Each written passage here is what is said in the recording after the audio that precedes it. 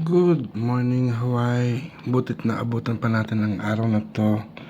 Actually, it's 5:28 in the morning, madaling araw. Kung makikita mo, kumukuti-kutita, bumubusi-busila. Ganyan. Ganito yung madaling araw dito. Hindi ko alam kung saan to. I think this is nearby Waikiki Beach. So, gising na tayo. And pinakita sa atin ito. Kaya nagpapasalamat ako sa bagong buhay na nandito tayo ngayon at makita natin ang liwanag sa madaling araw. So, see you. Samahan niyo ako sa buong maghapon. Magandang umaga mga kalay. Yan ang umaga natin dito sa Hawaii. Nakadito na tayo. Kanina diba nagising tayo madaling araw. Nakita natin yung overlooking na napakaganda. Ngayon naman nag-press ng hotel. Ay, hindi siya hotel. Isang condo o bahay ni Patty sa 1606. At hindi ko alam yung lugar na to. Pero ngayon, nakapagkapin tayo, lumabas tayo ng saglit para magyosi at maglalakad-lakad. Nasa Pahuk, China Street ako. Galing ako sa street na hindi ko na maalala kung saan. So, adventure. Nag-explore tayo. Pero sa to, natin ay tindahan. Pero ito nakita ko, crossroad na, I don't know. Sige, lakad lang tayo. Lakad tayo hanggang sa makakita tayo ng tindahan. Kasi nga naman sa Amerika, hindi uso yung sari-sari store na katulad dyan sa Pinas na parang kikitindahan. Pero dito, dumaan tayo dito kasi merong magandang tanawin. May vandal sila or mural. Hindi naman vandal kasi artistry, Honolulu pala. So mga artist ang gumawa nito. At lakad-lakad lang, mukha ko pala ang nakikita niyo maigi. Then even on the other street, kalasadong malito na tayo. Ang hanap natin yun. Nakaryosin na tayo, no? Pero itong kakulitan ng paa ko, ng isipan ko, ang curiosity na gustong karanasan ang Hawaii, although I think na dun yata tayo sa building na yun nakatira kanina. Let's try na bumalik. Pero hanap mga talaga tayo ng tindahan. Maaga pa kasi, so kaya parang wala pa. At least nakapag-kape tayo, nakita natin, nangapa tayo sa dilim, nangapa tayo kung saan magpapainit ng tubig, nasaan yung cup. Pero nakaligo na rin tayo, no? Officially, ito na ba yung official na first day ko sa Hawaii? Oo, first day pero hindi pa nagwo-work, no? Mamayang hapon pa daw tayo magwo-work. Ang check-in natin mga alas 12 doon sa St. Anthony Retreat Center. At let me just check. Tapos yun na, magkakaroon ng mga meeting. Hindi pa nga pala ako nag-iisip pero I can't think of anything yet dahil hindi pa ako nakakasettle in sa lupang ito and hindi ko alam ano bang gusto ko at nasa na ako. Ang gaganda ng lugar. I don't know what kind of community is this, pero talagang hanap natin. So umikot lang tayo ng bloke. We just turn around dun sa nakita ko sa bintana dahil since mataas siya nakikita kung anong meron, pero dito nakalan natin to sa Hawaii Street. May mga vandal sila, no? So nasa 3 minutes na rin pala tayo naglalakad. Pag umabot pa tayo ng 5 minutes at hindi pa rin tayo nakakakita ng tindahan, uyak na tayo, no? Iyak na tayo. Joke lang. Kasi nga, nung bata ako, naalala ko, talaga nawala ako. Ayun na. So ngayon, gala na naman. Oh, parang nakita ko, I think familiar na siya. I think yun na nga yung lugar na, doon na yata ako talaga nagtira kanina. So Lana Street, so maraming lana dito. Pero general store. Pero sarado pa nga. So wala pang nagbubukas. I think umikot nga lang tayo, no? Umikot lang tayo. Ayun pala Morning Brew Coffee House Bistro. Aha. Hindi ko alam kung iikot ba tayo o mag-stop na lang tayo dito. So I don't know. So 4 minutes na tayo and 30 seconds. I have to say goodbye na. Ay, open sila. Subukan kung ano. Open nga. Open up. Ayan, the Boiling Crab and Morning Brew Coffee House and Bistro. So, let's go.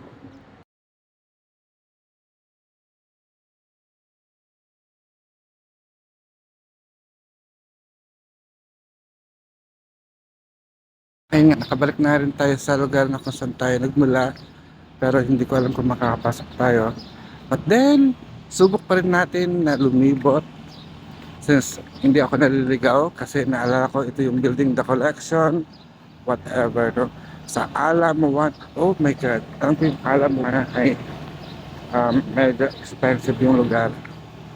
So, feeling ko, pag diniretso ko tong lugar na to, ay makikita natin yung dagat. Parang tingnan lang natin. No? Hindi natin dahan na alam natin. But then, it was a great place. Oh, parang alam ko may tan. Pero, muna tayo. Pasyal-pasyal muna tayo. Parang bukas na rin tong coffee shop na to. Napakaaga. So, gagambalain ko na lang sila pagka sinabi kong Darcy, can you pick me up? I'm lost. Pero siguro hindi naman ako mawawala dito. Ganyan lang naman mga kalay ang gusto ko. Kung meron ako makitang bago, refreshing na lugar, hindi ako nag-stay sa medyo ano. So this is the traffic light. So ito pwede ako mag-walk para tatayo tayo doon.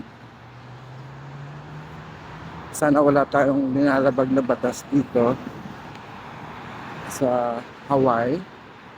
Kiawe Street. So kailangan mo talaga maghintay na mag-go light siya kasi nasa foreign land tayo. Ayoko naman na makukulong tayo dahil kasi nag-break tayo ng traffic law. So hintay tayo, hintay.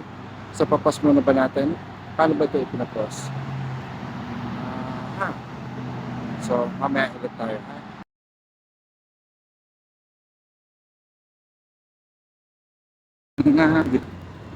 So nakakatuwa. Pati aso naglalakad. Teka lang, ang bilis naman. Ang bilis naman maglakad. 6:05, Alam Center. Anyway, parang feeling ko alam ko na itong lugar. Pero hindi po talaga mga kabayan, mga kalay. Nangangapa pa rin ako. Alam ko, sabi kasi ni Patty, nagigising siya ng alas 4. Na-rate nga ako nagigising alas 5 eh. Uy, parang excited na ako. Tingnan natin anong meron doon talaga sa tulong to. Ano kaya meron? Wow. Sorry naman. Ano bang meron dito? Hindi ko alam kung anong topic natin. But then, I am so happy, proud na nandito tayo sa ibang bayan, sa ibang lugar, ibang bansa. Ibang bansa talaga, no, Hawaii. Pero nung nagland kahapon yung aeroplano, naiyak ako, naalala ko yung tatay ko dahil parang pinaalala niya ang Siargao sa akin, which is an island din, isang isla din na similar to this place. Hindi ko pa alam gaano kaganda ang Siargao o gaano kalaki ang Siargao compared sa Hawaii. Ang Hawaii ay 3 isla din o maraming isla din siya. But nandito tayo sa Oahu, I don't know, Honolulu. At nakikita ko ang of course, hindi ganito yung sa Pilipinas, no?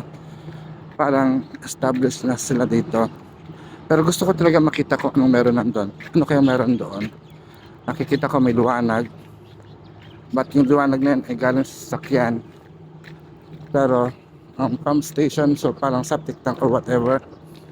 May iba akong naamoy na kakaiba, hindi maganda. But then, still fresh. Hindi siya ganun kaaraw.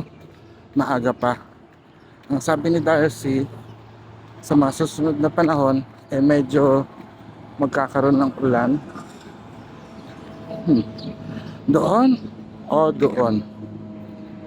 Tingnan natin, diretso lang muna tayo para hindi tayo maligaw.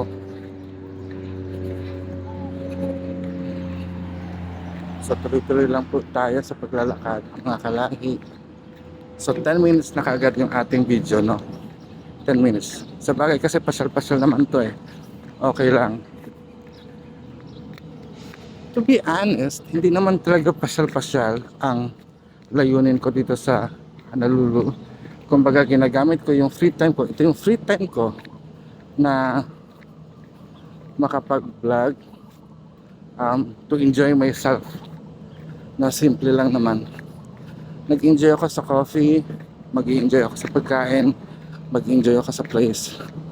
Yung inhale, exhale, at ayun, ma-relax. Alam ko mapapagod yung pa ako. Kahapon, pagkadating ko, andun ako, kasama ko yung si Darcy at saka si Sunny Boy, at nakipaglaro ako sa kanyang anak, si Zaida. Si Zaida. So sana matandaan ko siya. Oh, nakasarado na yata kung ano man ang meron doon. So, pero at least tingin tayo. Pero ano ba to? Yung yung building parang yung sa PICC o yung sa CCP yata, no? Yun din eh. Yun ang problema sa akin eh. Nasa Pilipinas ako, hindi rin naman ako gala eh. Hindi ko pinupuntahan yung... Siguro napuntahan ko na noon, pero hindi ako laging tumatambay sa mga lugar na yon. But I think those area, yung area na yon ay protected na kasi nakabakod na. I think dagat siya, pero tingnan pa rin natin. Punta pa rin tayo. Tingnan pa rin natin kung anong meron. Sana maalala ko pabalik. Nakakaamoy nga ako ng dagat. Hindi ko alam kung pwede tayo doon pumunta. Pero silipin lang natin. Yan. I can see. Meron nga ako nakikitang dagat. Kaya nga lang, may bakod na. So puntahan natin yung bakod. And then magpapahinga tayo saglit. Pahinga tayo ng saglit. Although, hindi naman ako napagod. Naglakad lang tayo. So see, I don't know anong meron sa likod na ito. Ayan mga kalapate. Hello, kamusta mga kalapate? At may manok. So ayun nga mga kalahi, no? Para siyang warehouse or whatever. At may mga burol. At I think it's a private property na ng mga tao. So sabi ni Darcy, ang lugar na ito ay lugar ng mga milyonaryo at billionaire. At meron pang isang isla, ang Hawaii, na talagang mga artista lang daw ng Amerika at saka mayayaman nandoon. But then here, I feel I belong ba? Parang Makati area lang or BGC. Pero makikita pa rin natin may mga kabundukan. At ang maulap ngayon, makulimlim ang ulap. So hanggang dito na lang mga kalahi muna. Magdadrama-drama muna tayo. So nandito ako sa John A. Burns School of Medicine, University of Hawaii, 651.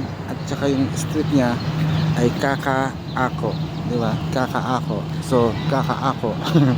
You know, yung Tagalog word ng Kakaako eh parang lagi mong inaangkin ang mga responsibilidad. And it also reminds me of a God na diwata, ang mahal na Makaako, na I feel it's so sacred here, yung paligid, And ang mga tao, although it's early in the morning, gusto ko makita talaga yung dagat, but then hindi ko makikita yon. Pero anong oras na kailangan ko nang bumalik, although maaga pa rin, mga 8 or 9 o'clock ako ng umaga pipikapin nila dahil doon sa building na yan na mataas.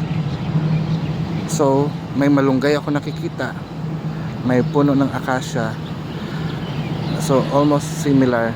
Pero Mamang, yun, naalala ko tuloy si Mamang Ocean Friendly Garden. So lakad lang muna ulit tayo, tingnan natin kung anong makikita doon sa bakod na yon.